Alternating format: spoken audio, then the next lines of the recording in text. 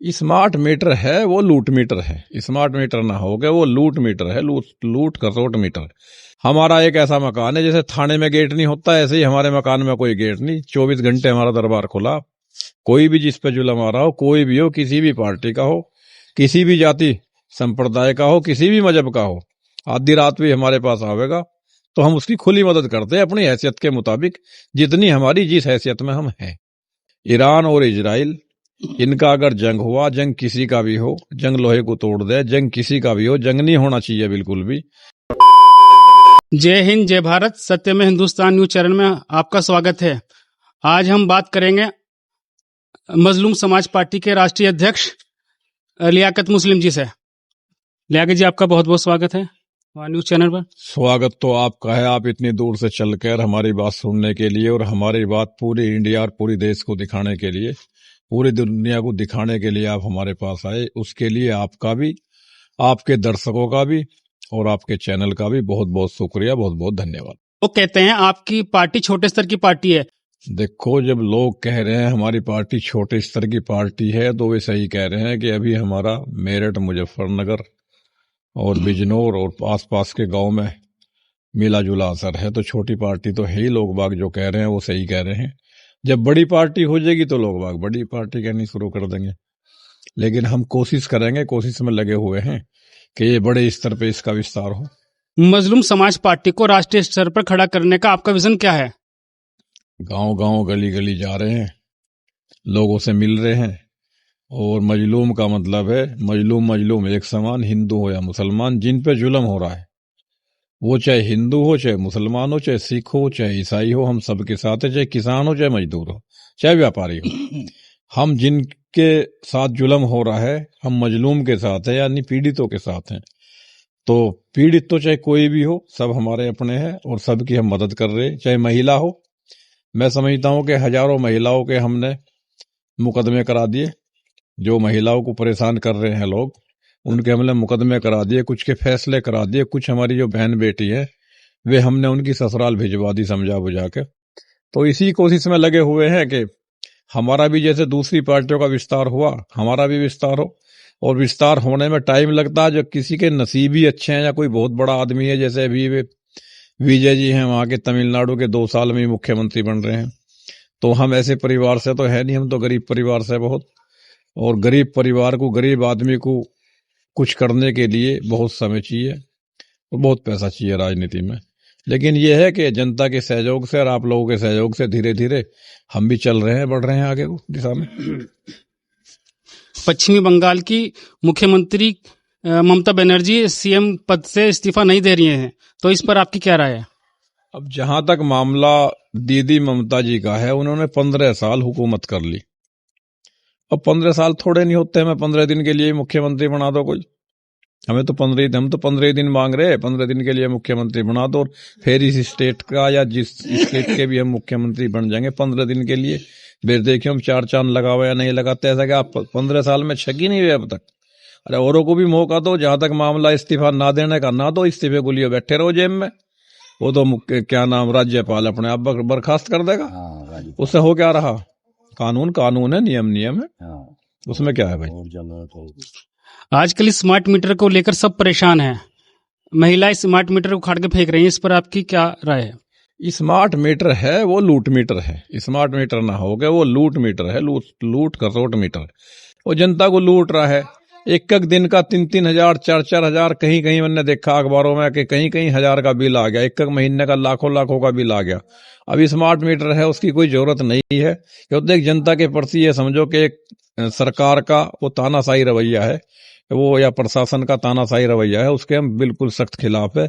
मजलूम समाज पार्टी भी उसके लिए सख्त खिलाफ है और कड़ी मजम्मत करती है। और हमारी मांग है सरकार से कि इस स्मार्ट मीटर को, जो साधारण मीटर है, उन्हीं में तब्दील करके वो लगाया जा। मजलूम और पिछड़ों के लिए आपकी पार्टी क्या काम कर रही है? अभी मैंने बताया था आपके, मजलूम एक समान, हिंदू हो या मुसलमान, जिसके साथ भी कोई जुल्म होता, कोई उत्पीड़न होता, वे हमारे पास आते या हमारे किसी कार्यकर्ता पदाधिकारी के पास आते, तो हम उनके साथ 24 घंटे खड़े। हम देख लो, हमारे के उधर को दिखाओ भाई, दिखाओ। हमारा एक ऐसा मकान है जैसे थाने में गेट नहीं होता, ऐसे ही हमारे मकान में कोई गेट नहीं, 24 घंटे हमारा दरबार खुला।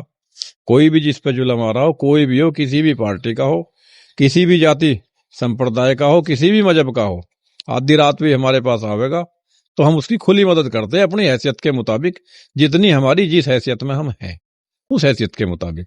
हम बड़ी बात नहीं करते कि भाई हम इसे बिल्कुल ही खाड़े को पलट देंगे, पर नहीं, हमारा काम है, कोई मजलूम हमारे पास आवेगा, जायज बात उसकी है तो हम उसे लेके अधिकारियों के पास चले जाएंगे, उसकी बात कहेंगे और उसकी बात कहने में उसकी पैरवी करेंगे। प्रदूषण एक गंभीर मुद्दा बनता जा रहा है, अनेक बीमारियां पैदा हो रही हैं इससे, तो इस पर आप क्या कहेंगे? देखो, प्रदूषण का जहां तक मामला है, हमारे क्षेत्र में तो आबो हवा अच्छी है, अच्छी जलवायु है, लेकिन जहां तक मामला दिल्ली का है या दूसरे स्टेट है या दूसरे शहर हैं, बड़े बड़े शहर हैं या जो औद्योगिक क्षेत्र हैं खासतौर से, वहां पानी खराब हो गया, लोग कैंसर से, अलग अलग टीबी से और अस्थमा से, दूसरे मर्जों से लोग परेशान है, तरह तरह की बीमारी हो रही है और ये नहीं होना चाहिए। इसका औद्योगिक क्षेत्र का मामला जहां तक है, वो बस्तियों से अलग फैक्ट्री लगाई जा, बस्तियों से काफी अलग, और उसका इंतजाम भी ऐसा किया जाए कि उसका पानी नदी नालों में डाला जा, उसका पानी नीचे क्यों हो रहा है, बोरिंग कर रहे हैं। अब जब बोरिंग कर रहे हैं तो डायरेक्ट पानी जमीन में जा रहा, जमीन में से फिर हम नल लगा रहे, समरसेबिल लगा रहे, उसका हम पानी पी रहे, तो उससे बहुत घातक बीमारी हो रही है, उसके हम खिलाफ हैं। ईरान और इजराइल युद्ध से हमारे देश भारत पर क्या प्रभाव पड़ा है?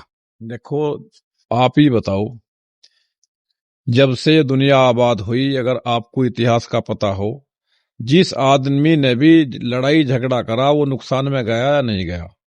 और मैं समझता हूं कि अगर छोटा झगड़ा होगा तो छोटे लोग नुकसान में जाएंगे, कम लोग नुकसान में जाएंगे, और दो देशों की लड़ाई अगर होगी तो उससे पूरी दुनिया लगभग प्रभावित होती। ईरान और इजराइल, इनका अगर जंग हुआ, जंग किसी का भी हो, जंग लोहे को तोड़ दे, जंग किसी का भी हो, जंग नहीं होना चाहिए बिल्कुल भी। और मैं समझता हूं कि उसमें ईरान अपनी जगह सही है, हक पे है, और इजराइल ना हक पे है। इजराइल विस्तार करना चाह रहा है। एक आदमी जो एक शरणार्थी हो, पहले काफी दिनों पहले वो फिलिस्तीन में आया हो और जर्मन से वे निकाल दिए हों और फिलिस्तीन पे आके उन्होंने उन्हें शरण दी, उन्होंने पे के ऊपर वे कब्जा कर रहे, तो हम इजराइल का साथ देने वाले नहीं है। जैसे भी हैं कुछ आदमी भाई तन मन धन से साथ है, हम अपने मन से साथ हैं, तो हम तो इजराइल को गलत मान रहे इस मामले में, अमेरिका को भी गलत मान रहे। हम ईरान के साथ है, खुले दिल से ईरान के साथ हैं, और ईरान से ही हमें फायदा भी है हमारे मुल्क को। जब पाकिस्तान हिंदुस्तान का कभी हमारी भारत का और पाकिस्तान का जंग हुआ था कभी, तो हमारे बड़े बतावे और इतिहास भी बता रहा कि ईरान हमारे साथ था, और ईरान के जो आदमी हैं वहां की जनता हमारे साथ है, हमारे देश की जनता ईरान के साथ है। हालांकि हमारे देश की पहले से ही पॉलिसी रही कि हम हमेशा गुट निरपेक्ष रहते, हम किसी गुट में शामिल नहीं होते, और ये एक अच्छी बात है हमारे देश की कि हम किसी के झगड़े में बिना मतलब शामिल ना होकर अपनी जनता को कभी नहीं मरवाते, ना अपनी फौज को मरवाना पसंद करते। क्या आप 2027 विधानसभा चुनाव में अहम रोल निभाने के लिए तैयार हैं? देखो, रोल निभावेंगे, अहम रोल का तो पता नहीं वो रोल अहम होगा या रोल ही होगा खाली, लेकिन रोल निभावेंगे। हम बड़ी बात नहीं करते। 2024 में लोकसभा लड़ी, मेरठ लड़ी, वोट वाट तो कमी मिली, मीरापुर लड़ी, बिजनौर लड़ी, और मीरापुर का उपचुनाव भी लड़ा। और हम तो शौक है, हमें तो चुनाव लड़ने का शौक है, हमें झगड़े का शौक नहीं है। लेकिन जहां तक चुनाव है, चुनाव तो एक खेल है, एक त्योहार है, चुनाव लड़ने का हमें शौक है। और 27 में ऊपर वाले ने चाहा, ठीक ठाक रहा मामला, तो 27 में हम कई जिलों में चुनाव लड़ेंगे। और जो प्रत्याशी भी अभी घोषणा कर रहा हूं, जो प्रत्याशी हमारी पार्टी से कोई ठीक प्रत्याशी चुनाव लड़ेगा, तो मैं समझता हूं उसका हम सहयोग भी करेंगे, तन मन धन से सहयोग करेंगे, अपनी हैसियत के मुताबिक, पैसे से भी और हर तरीके से उस प्रत्याशी का हम सहयोग करेंगे। ऐसी कोई पार्टी नहीं है जो किसी को पैसे दे रही हो, और जो भी आदमी हमारी पार्टी से, जो प्रत्याशी अच्छा प्रत्याशी होना चाहिए, चुनाव लड़ेगा, तो हम उसकी थोड़ा बहुत धन से भी उसकी मदद करेंगे।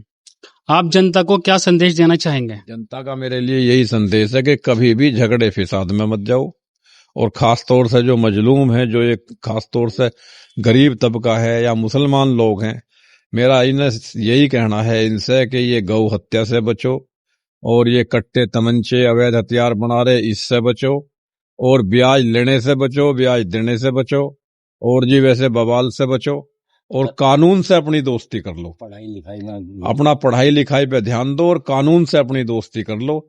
आज की तारीख में जितना भी परेशान है वो मुसलमान ही परेशान है, और मुसलमान अपनी कमियों से परेशान है।